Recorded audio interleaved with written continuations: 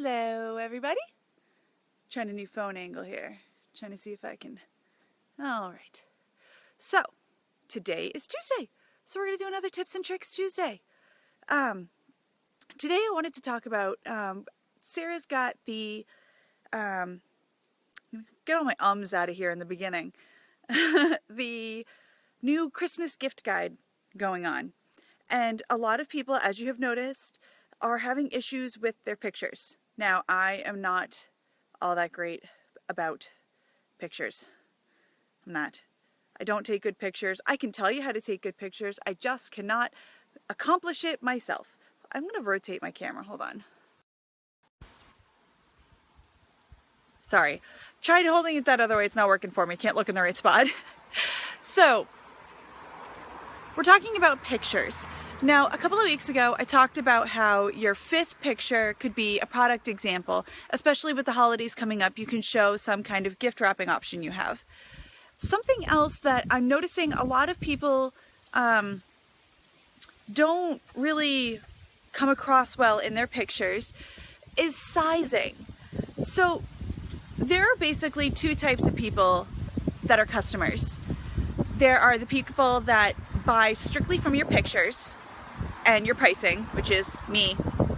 No matter how much you pour your heart and soul into that copy, I am just the kind of person that buys off of pictures and price. It's just how I roll. You know, I even work really hard on my own copy, but I pay attention to pictures.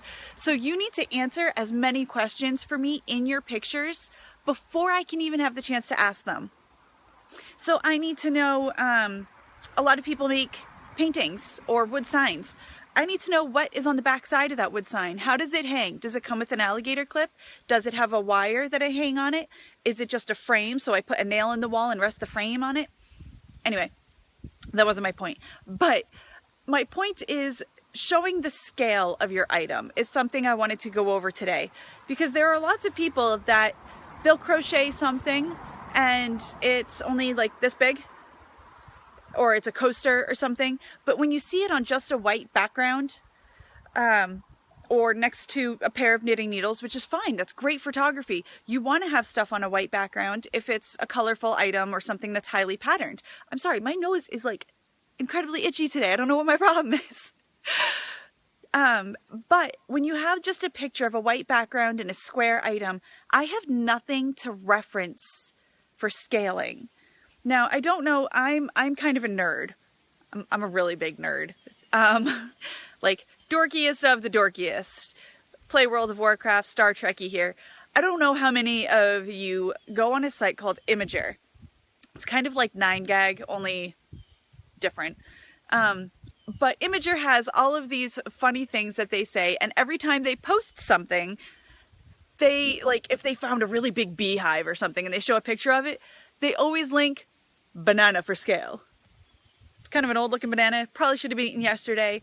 But my point is, if you have something that everybody recognizes as a size, if you have something that's can get hung on a wall or a door and you hang it on a door, make sure you try to show the top half of the door so you can see the doorknob.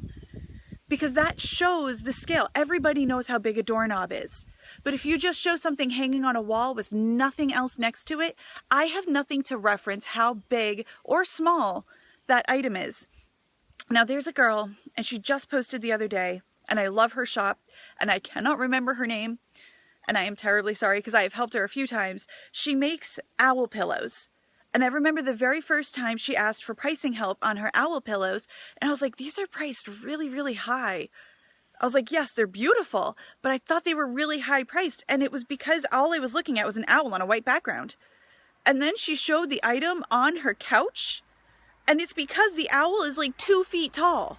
It's like a 24-inch pillow. The pillow's the size of my kid. So yeah, it's going to be expensive. But by looking at the pictures at first where it's just on a white background, I had no idea. I thought that pillow was like 8 inches tall. You know, I can't use my other hand to show bottom, but I thought that pillow was like this big. It's huge. That matters. So I just want you to be careful when you're posting pictures. If you could try to reference something, lots of jewelry makers sometimes will throw a quarter in the picture for like nose rings or something. Or if you, that's why it's important to sometimes have a model in the shop. Or if you're selling lots of people are coming out with fall baskets. If you have a fall basket and it's got little flowers in it and stuff, you can set it on your staircase. Set it outside next to a pumpkin on your stairs. Everybody knows how deep a stair is. So if you show something outside, just something that has some kind of common knowledge, or if you're doing a jewelry setup and you have an iPhone laying on the table next to it, or if you sell a coffee cup and you have an iPhone on a pad of paper with a pen as a staged picture, that immediately tells the customer the size of what you're selling. And that's very important for people like me who only buy from pictures, or especially on the Etsy app where it really doesn't show item description details unless you specifically click on the descriptions button for more details. But yeah, so that's all I really wanted to talk about today, was how to scale your products and show customers exactly what they're getting so that there's absolutely no confusion. You don't want somebody to buy something and think, oh my gosh, I thought this was so much bigger. What if you hold the item? Yes, holding items in your hands. Everybody has a general idea of how big your hands are, so that would be great. Or you could even show it on a model. You could show like a side view. Like if I was going to be modeling these earrings, I could be all like, look, pretty. And it shows the exact proportions. And I could do some kind of like looking off into the distance pose. Not a model.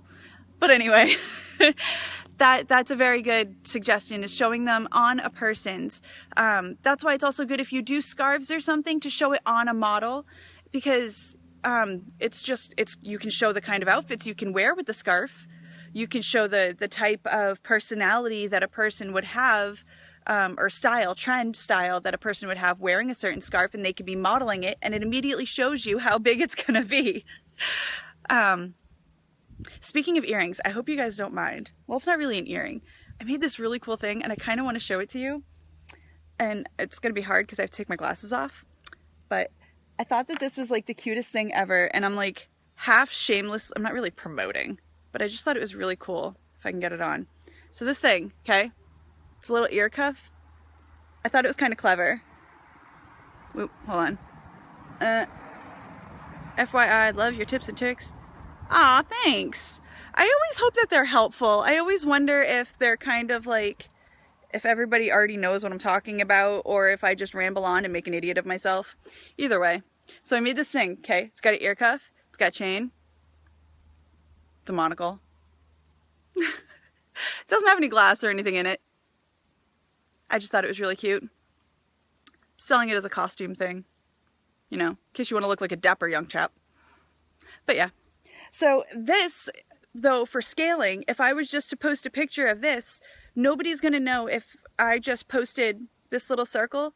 If I put it on a white piece of paper, nobody's going to know if this is the size of a penny. They're not going to know if this is the size of a quarter. Is this the size of your fist? I mean, obviously, if it's a monocle, it's probably not the size of your fist. But you never know. People post weird things. So always try to post something that is kind of relevant in at least one of your pictures. So that people know what you're posting. If you have, I really don't know what else to talk about with that. Is there any other questions as to things that you could post in pictures to show that's, you know, a very common known item? Because you could post things on like cabinet walls. Most cabinet doors are pretty average. Let's see, what else do people have? People have coffee cups that you could post on counters. On a coaster.